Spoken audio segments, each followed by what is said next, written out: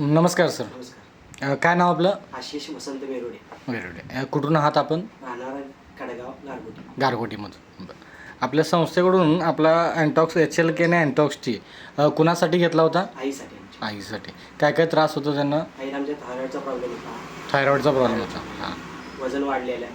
बरं बरं. म्हणजे थायरॉईड असल्यामुळे वजनही वाढलं होतं. बरं. त्या व्यतिरिक्त अजून? अजून धाप लागत होती. बरं बरं. पायऱ्या वगैरे चढताना घाम येत होता भरपूर. हां हां. म्हणजे चालताना वगैरे थकवा जाणवायचा, धापा झाला. धाप लागायची. बरं बरं. त्यानंतर आपलं हे अँटॉक्स HLK चालू केलं तुम्ही. हां. किती दिवस झाले हे चालू करून? ते 3 महिने झाले. 3 महिन्यात कंप्लीट झालं.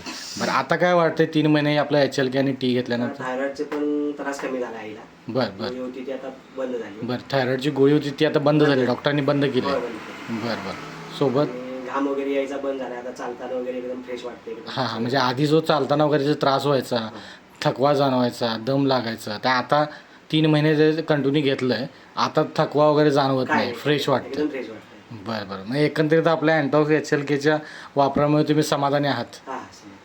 बरं. तुमचे असेच अनेक नातेवाईक आहेत, मित्रपरिवार आहेत, अशा अनेक लोकांमध्ये आपले हे थायरॉईडचे, BPचे असे अनेक त्रास आहेत. जो आपल्याला फायदा झाला तो इतरांपर्यंतही पोचवा, ज्यांना सांगा, जेणेकरून त्यातनंही त्याचा फायदा होऊ शकेल. धन्यवाद सर.